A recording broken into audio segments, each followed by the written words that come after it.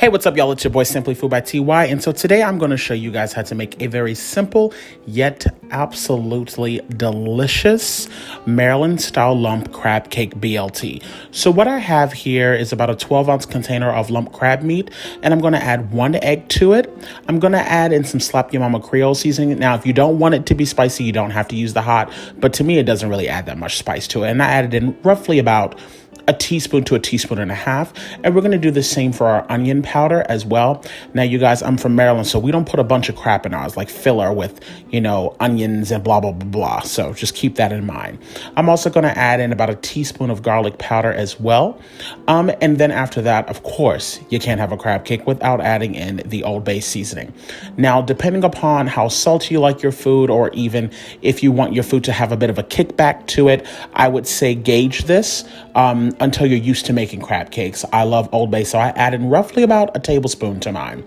Now, as far as the wet ingredients that I'm going to add in roughly, I'll say about a tablespoon to a tablespoon and a half of yellow mustard. Duke's mayonnaise is the only mayonnaise I use when I make my crab cakes. Now, you want to make sure you don't go too overboard with the mayonnaise because you don't want them to be too runny. So I say I added in about 2.5 tablespoons worth. You can always add breadcrumbs later on if it does seem like it's a bit too loose. And of course, some fresh black pepper. Now, as far as the breadcrumbs, I just add regular plain breadcrumbs. And I don't add that many. I add in maybe a half cup, maybe not even that much, because I don't want them to dry out, but I do want them to stay, nice and solid. Now, when you're mixing up your crab cakes, when you're using lump crab meat, you want to be able to make sure that your guests can really see those lumps of meat. So try not to break them up too much. Take your time with mixing it together. Try not to, be too harsh. Because once again, you really want to be able to make sure that you can see all of the lumps of the crab meat in the final product. Now, today I'm going to be frying these, but by all means, you can make this recipe the exact same way and prepare them in your air fryer, or you can also broil them, or you can bake them. Every version is going to be completely delicious, just letting you know now. But for this particular video, I'm going to be frying them.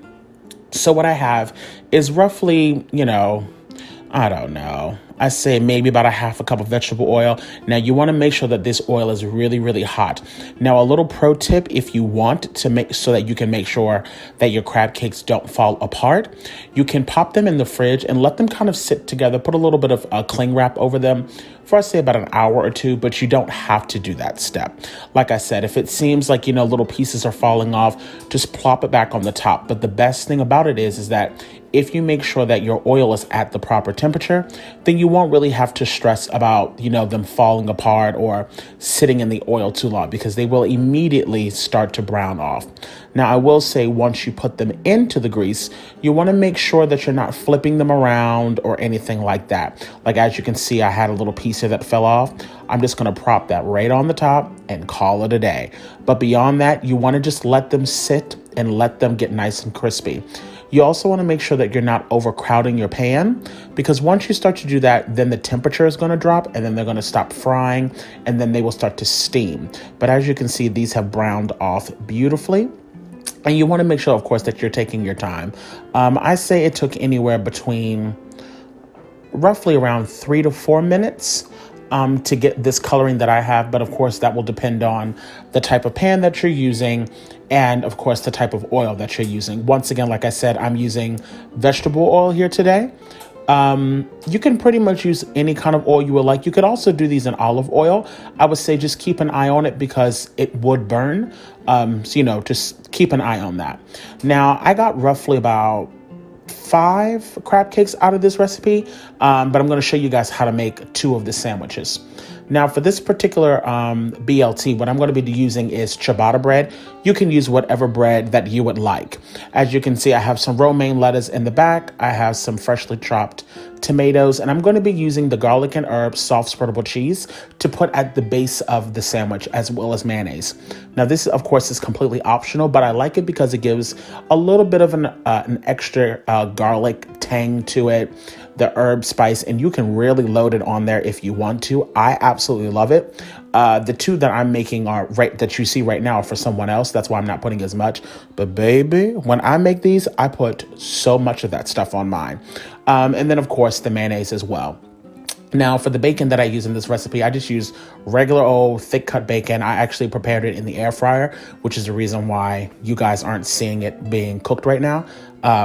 Because, you know, you cook bacon any way you want to cook bacon. And you can use turkey bacon. That's completely up to you. But now I'm just going to put on these delicious crab cakes. And as you can see, that's just crab meat. There's no onions and peppers and, you know, all that other stuff. Here in Maryland, we do not like crab cakes that have a lot of filling.